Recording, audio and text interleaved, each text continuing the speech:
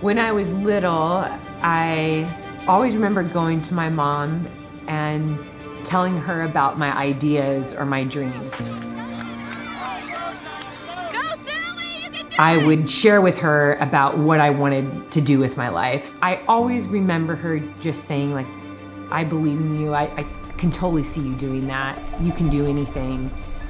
So some of my fondest interactions with my mom are going to her knowing that she believed in me.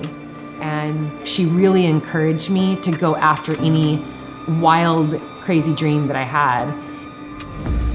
That's something that we all kind of want. We want someone to believe in us. And my mom was good at encouraging me to go after whatever I dreamed of, but also just to not be afraid to be me while I was doing it. I remember the day like it was yesterday. I remember the lighting in the room and all of us being called to the dining room table. I was 14 years old when my mom found out she had cancer, not only cancer, but that she was already terminal. And so I think the best way that I could manage the news was told myself I would never let my mom see me cry during the whole process. So I thought being strong was like, I'm just gonna deny what the truth is. I'm not gonna accept it. I'm not gonna let it penetrate me. Like, this deep, intense pain of you leaving isn't supposed to happen.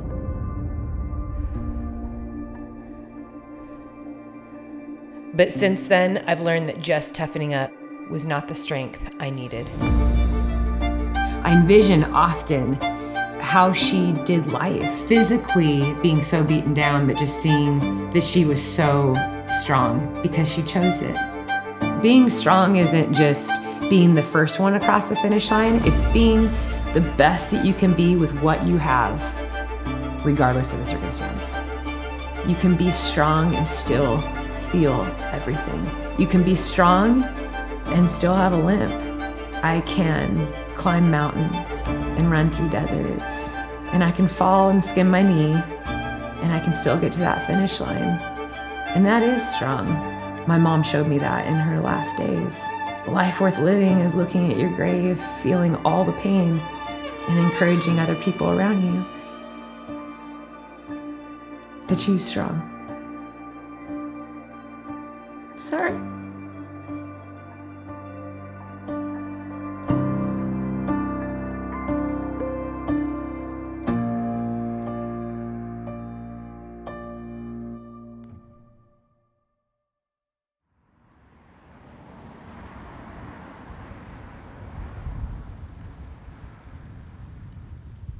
Take 14. Sally, just tell us who you are.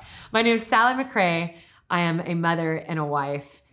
And Sally McRae. Sally McRae. Glorious run at the Badwater. Yellow runner. Newest speaker, coach. can you edit that?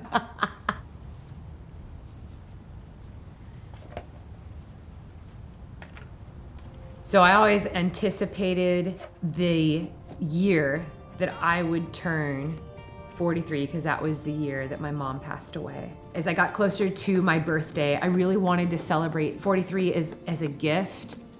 I didn't want to make it just something about me. I wanted to share the story and invite others to challenge themselves as well. So I decided to run 1 mile for every month that my mom got to live. When I was making the Choose Strong project, I chose 5 things that were very difficult for different reasons, that challenge weaknesses that I have. So it was telling the story and then feeling her story. It isn't about, these races. You're learning about who you are and how strong you are. We get to the start line, we finish, we keep going.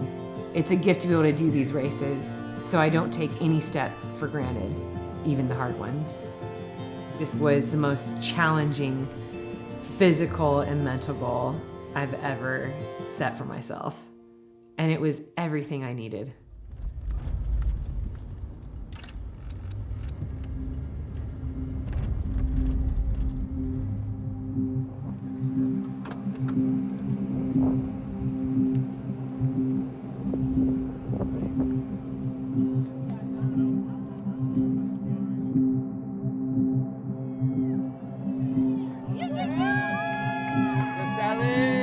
Every race, there was a theme or a word that I really wanted to focus on and think about that I knew would remind me to keep going. And so for Badwater, my word was strength. I was very humbled even standing at the start line, knowing even though I've done this race, even though I've won this race, I can't assume that today is gonna be a nice, smooth day. Those first 42 miles, like I moved really well. I think I actually got in faster than I'd ever run the course in the past. And that's when the challenges started. Can you grab some ice? I'm not over. Just like, it's in that, the orange cooler. I need to figure this out. Ultras are a great way at magnifying even the smallest problem that you might have, either structurally, in your running form. It'll really start to magnify it the further that you go. So because I kept on running, I did, in fact, I locked my hip in its socket.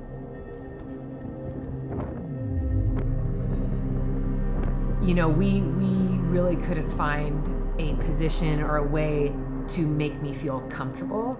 I felt like I was kind of dragging my leg or like hobbling. It just, my body wasn't doing what I wanted to do. And I thought, why did it have to be today? Why did it have to be in the middle of this race?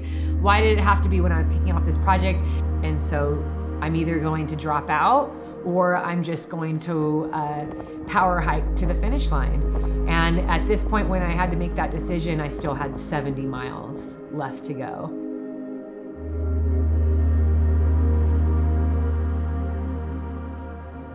What I realized from my mom is that she didn't get to choose her challenge. This whole race very much signifies her. Starting a race so strong and feeling so great, and then getting this surprise that, yeah, you're not gonna finish strong. It's gonna be hard from here on out, but you gotta get to that finish line. And I thought, I wonder if every race is gonna be like this.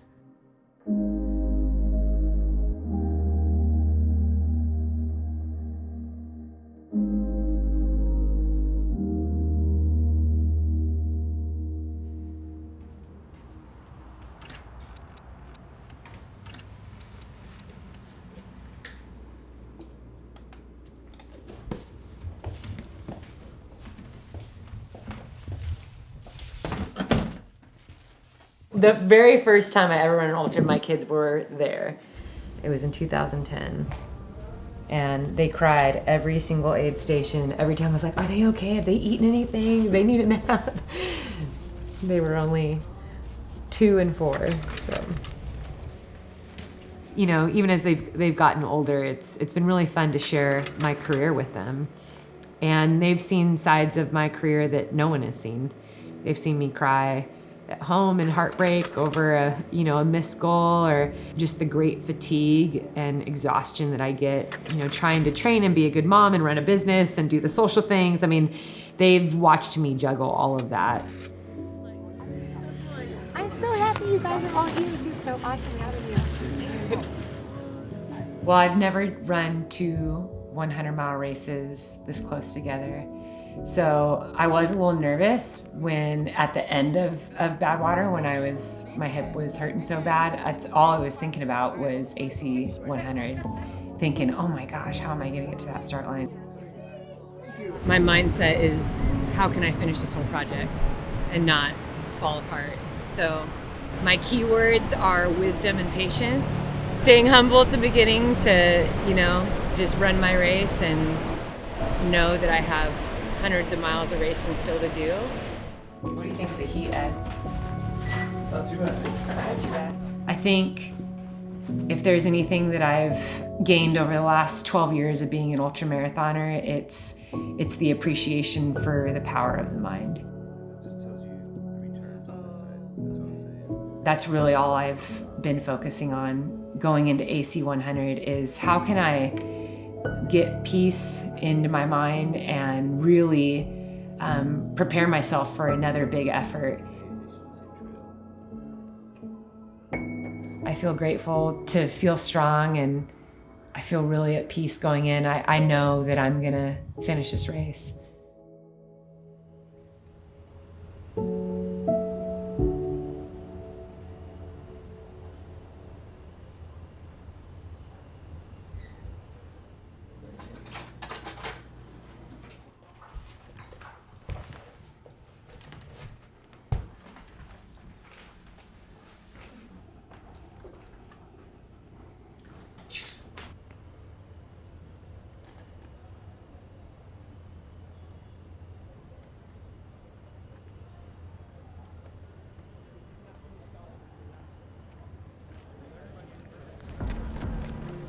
So early. Right? We'll see you later. We'll see you like 4 hours.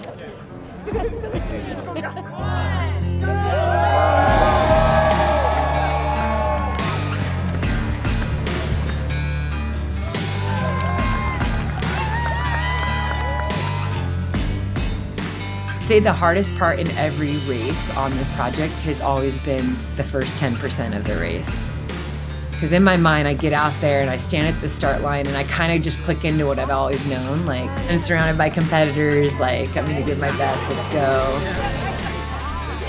I can't be so prideful as to push it 110% to get off the top of the podium when that was never the goal in the first place. It isn't just this finish line that we're focusing on, it's all the finish lines.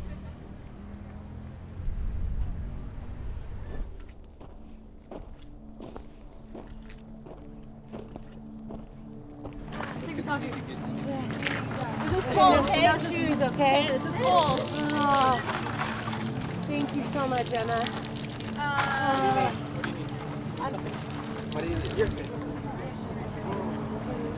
Come on. Hold up. Sit down. I know. My system's like, what?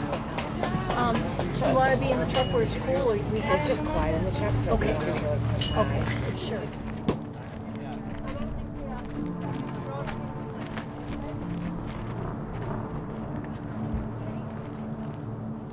I knew that it was only going to be a matter of time. Like, what mile is it going to be when the monster comes up and says, hey, guess what?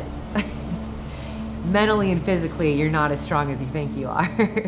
And then I knew it would be time to go to work. It just takes its toll, you know? Yeah. It's like... And you can't do anything about it. No, you can't. Exactly, that's it. That timer went off. The hottest part of the day is It's over, yeah. It's over. So- You're good, Mama. my heart rate's down, so that's a good And thing. if we can just get through this rough section and then... Still have a lot of race ahead. Yeah. Yeah. You're gonna make up some time at night. Go get them. We'll be there in 7 miles. My kids have seen me struggle a couple times in races. I think when I started to really struggle, I was okay. I was okay letting them see that. And there was a part of me that felt like this is really good for them to see that.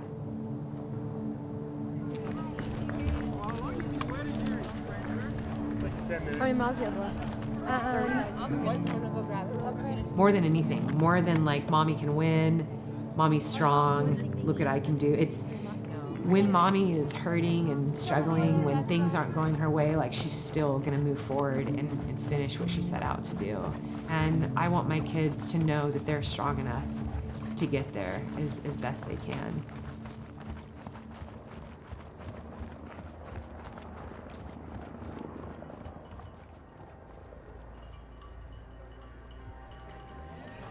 I love you guys. Put that headlamp on. Put that down. Leave it? Number Yeah, 74. 74 out. All right, Sal, go get it. Love you guys. Bit. Let's go, go, go.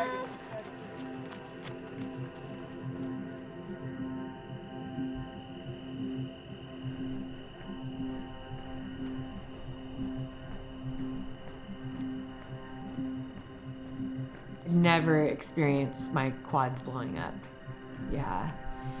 And that was really humbling because I've always prided myself in having really strong legs, and I felt completely deflated. I'm gonna take some chips. Where's my bag? Is it in the truck?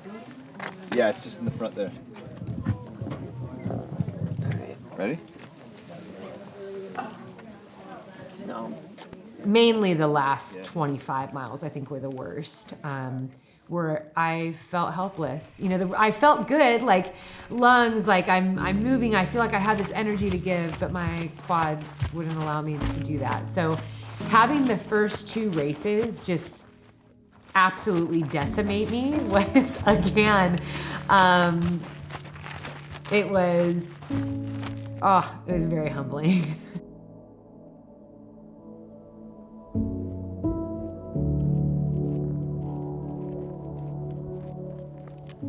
I can say that I did stick to my race plan, and that was to have wisdom and patience, and to be strong regardless of the circumstance. So.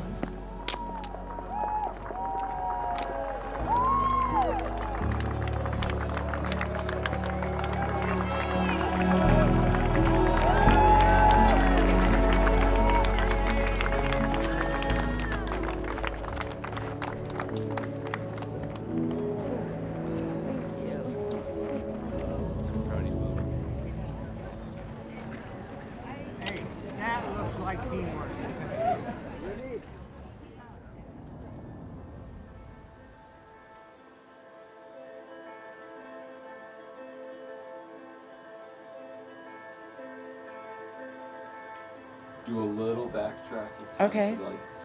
I mean, it hasn't been that long. I know, which is crazy, right? Way back 13 days ago.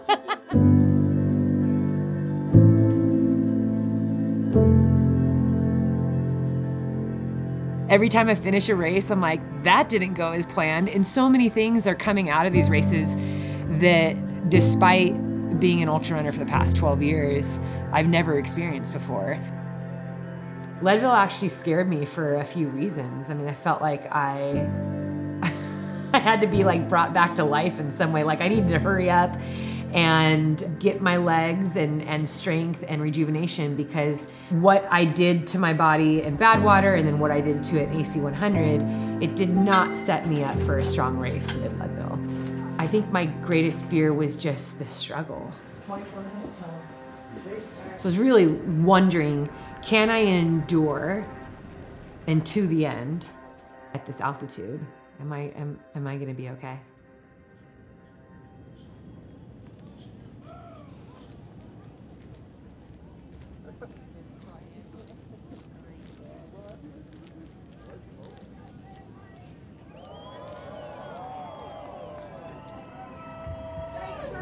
Part of the 30-night race across the sky. Run safe, run smart.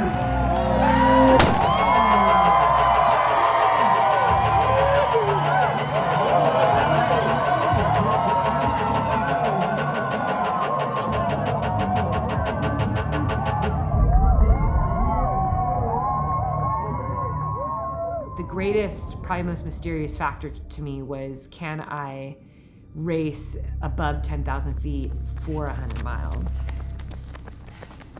Will I be able to breathe? You know, there are things that I struggle with in my breathing that have kept me from doing certain things. It's just knowing that, hey, this might put me in a position that could cause a lot of problems. And being a mom, I don't like to do that. Yeah. You want G1M in one of them? Yeah. Let's go, let's go!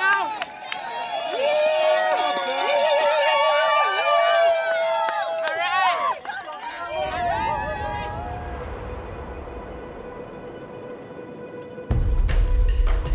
Some of the fear was just in my head. You know, some of that fear could have been conjured up for no good reason.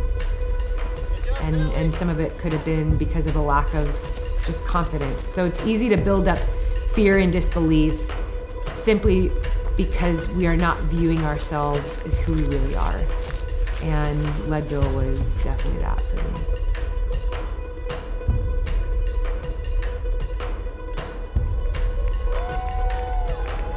I ran out of water. Hey, this is your coconut? Okay. Here's a sip of water. Take deep breath. Yeah. Deep breath. I'm really cold. All right, go get it. Just see a little bit. All right. Yeah, keep doing what you're doing. Thanks, You're doing guys. good. I'll see you. Keep going, Sal.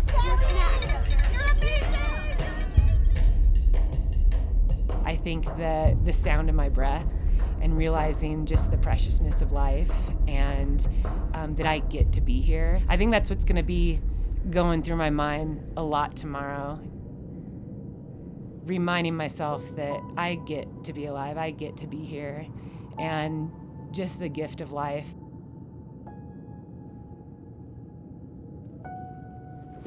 I think she's not there ready. She's feeling good. I think the breathing again is like gonna be an issue where she came in and she was kind of hunched over a little bit, you know, and just you can tell that the breathing's a little bit labored. But hopefully this next section that's kind of flat will help her to kind of regulate that and you know, get it under control before she goes to the Hope Pass, which will be interesting. So. One of my favorite verses is, "So I know the thoughts I think towards you, thoughts of good and not of evil, to give you a future and a hope." And that was one of the last things that my mom told me. And she just said, "I know it's gonna feel really terrible a lot when I'm gone. But when you wake up every morning and you have hope in your heart, I mean, that's what gets you out of bed." And I think it's easy to want to give up when things hurt so bad, when you can't see the good, or when it just keeps getting worse. And I think when people run these ultras, a lot of times that's why we drop out. You know, it just keeps getting worse. I just think sometimes if we can just hold on through those challenges, we hold on in the pain, there's so much good that awaits us. And I love that in this race, that hope is actually, it's the hardest climb. And you can't see the other side of the mountain. You actually have to get up to the top in order to see the path, you know, to continue on in the race. It's not just a straight line. And so, yeah, it represents all kinds of beautiful parallels, but hope is able to carry you up and over mountains, and that's what I'm hoping to do.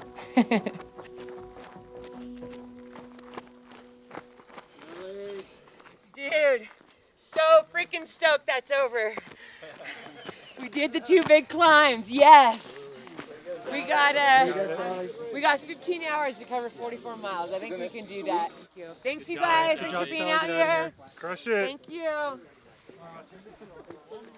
Let's get to Twin Lake. 5, we'll get it. 8:30, we'll get it.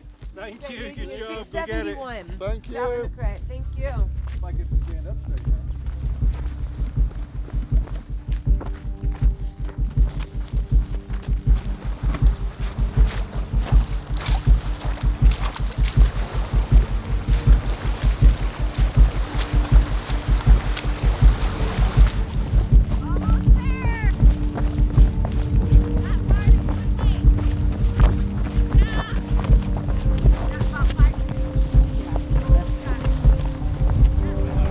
Good? How's your knee?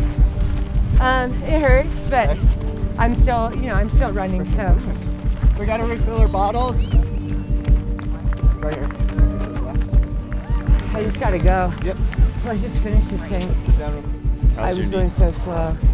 It hurts. Yeah. You want to use that thing on it? I don't know.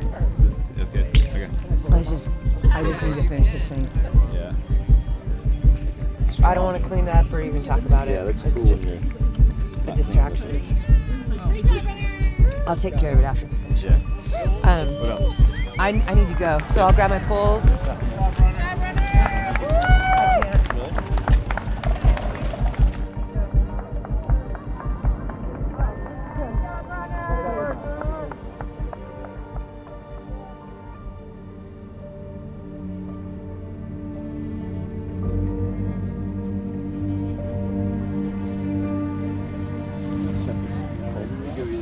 Yeah, let's get the cold out.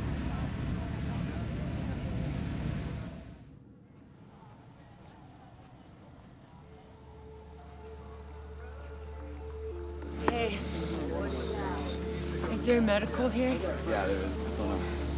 I need to like lay in there. I need to be out of here in 10 minutes. Okay, do you want to go lay down and do you want Yeah, the thing bring here? yeah.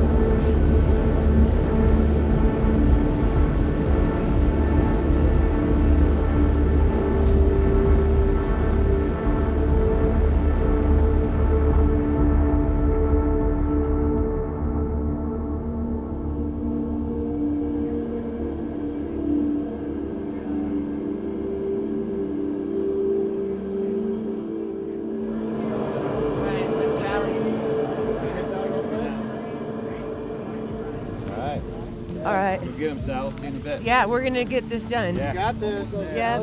Yeah. We're gonna do it. Bring it home. There's a lot of climbing leaving that aid station, a lot of false summits that were they were soul crushing climbs, especially at that point in the race when you don't feel good. And I worked through every single one. And I kept those words at the forefront. You know, I get to do this. I get to feel my physical weakness, and I get to overcome it with my mind. And that's what I did.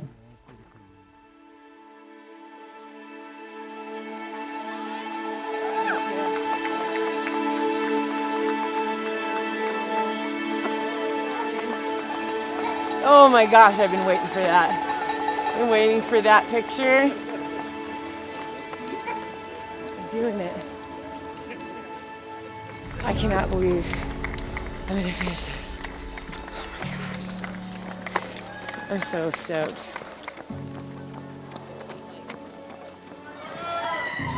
I'm super proud of myself for finishing this video. So am I. Awesome. Real life is filled with great disappointment. It's filled with failures. Thank When we you. harden ourselves, when we try to grit through things and be stronger than whatever pain or challenges before us, you just become harder. I think it's a lot better to be courageous, because being courageous is knowing that it's gonna be difficult and you still go anyway. Being courageous is knowing that it's gonna hurt and you still allow yourself to feel it, because you know it's not gonna last forever, but feeling all of it, it shapes you. And that essentially is what makes you strong.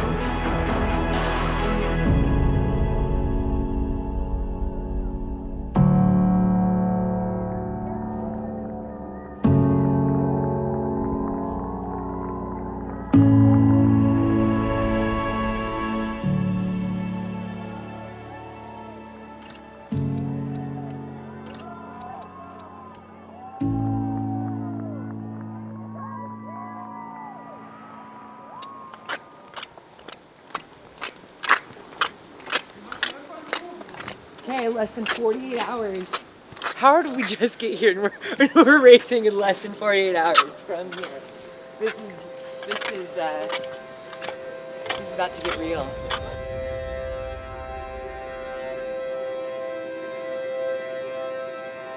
My mom loved the mountains so much. That was like her happy place. So I think that's partly why I love it. I feel like close to her. I feel so at home when I'm in the mountains. I feel so at peace, and my heart's just like so happy.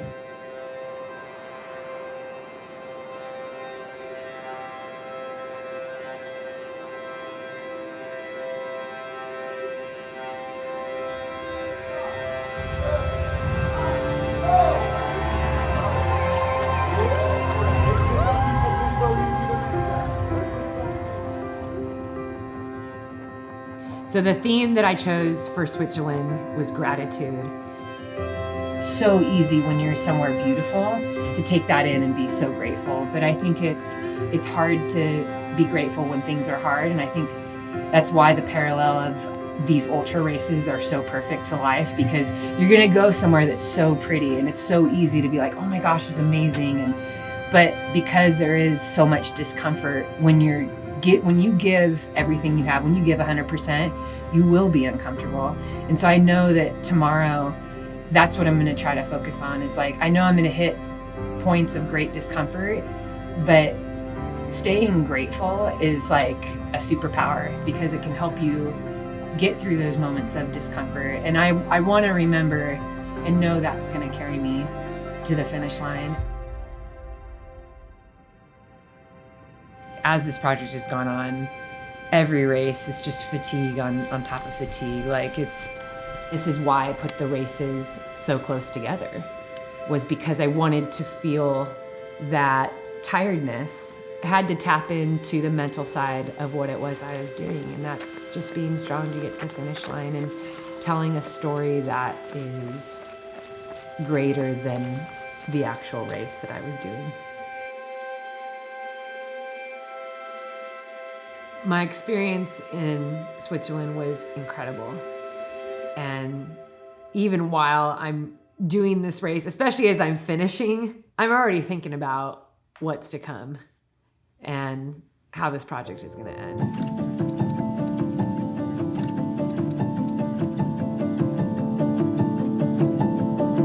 Halfway into our drive even, I told Eddie, I was like, oh my gosh, we should have left like 2 hours earlier. Like, you know, and I'm like second guessing myself. And I'm getting nervous that what if I can't double summit in less than 24 hours? Maybe not even being able to complete the project if I was beyond the permit time.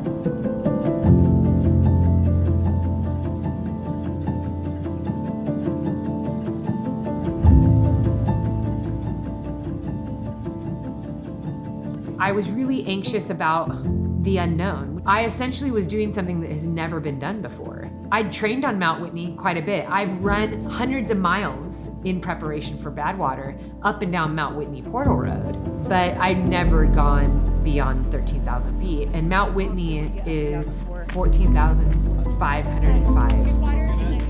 And then 2 G1M. And there was a lot that I didn't know about how my body was gonna be. I mean, I knew I'm essentially at the end of the effort. Would my body be able to hold up? Sometimes you need to stop overthinking it and trying to control everything, and you just need to go.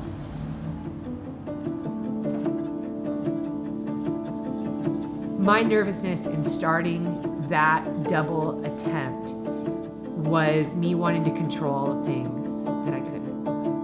But I was also telling the story about my mom's life.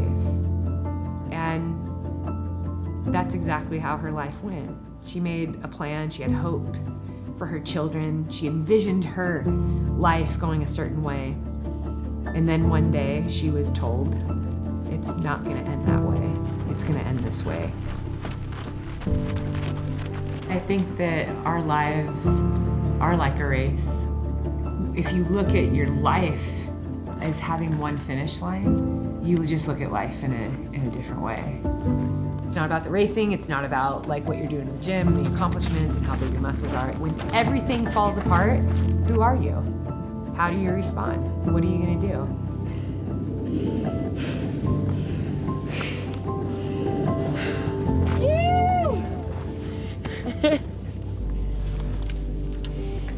We did it.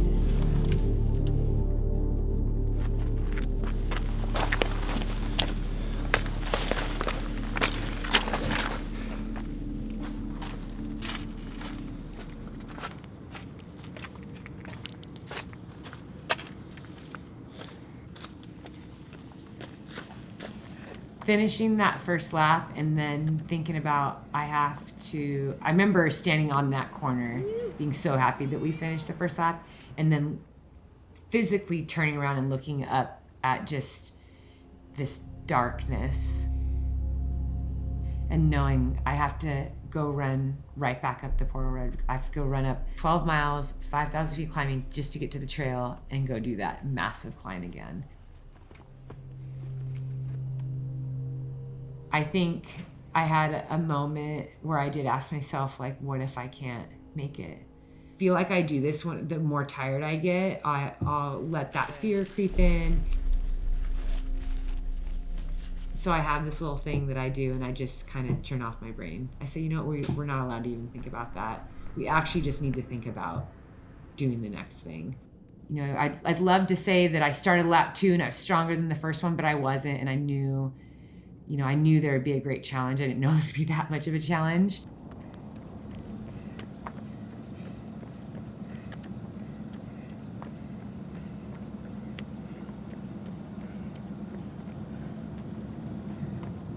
I had a lot of seasons in my life, especially after my mom died, where death sounded so much better. Where just staying in bed or never getting up again sounded way more peaceful, more comforting. And I didn't want to feel life. I didn't want to feel the things around me. I didn't want to continue on. I didn't want to take another step and be disappointed, because the truth is that life actually got really hard the year after she passed away. Within 12 months of my life, at one point, my family, that was a family of 7, was just me at home. And that was the lowest point of my life. And I remember laying on the ground in my house and just asking God to kill me. I didn't want to live anymore.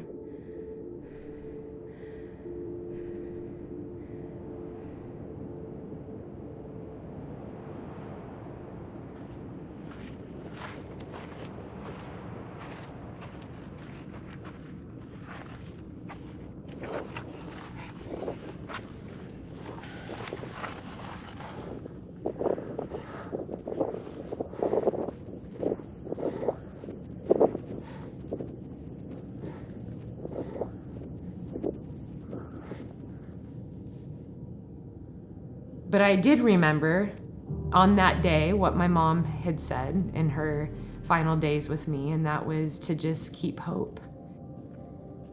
And she did say it was going to be hard. But she believed in me, and I figured, man, if someone who is looking at their grave can speak with such strength and so much hope when they're suffering and saying goodbye to their kids, I want that hope. That's the strength that I want.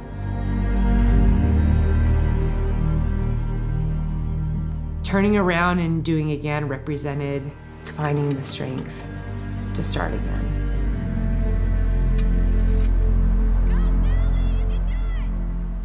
Second time would be a lot harder, but getting to the summit would show me that I'm a lot stronger than I thought I was. I was putting myself into a position where I felt entirely weak and depleted and empty, but I still went anyway, and I did it. And I think that is really the story that I've always wanted to tell my whole life. Turning around and doing again represented the decision that I made to keep going to. Everybody has the potential to be stronger, but you don't know what's ahead unless you go. And it takes strength to do that. Strength is inside you, and it's been there since day one. Just a matter of whether or not you want to choose it. We did it. Yeah.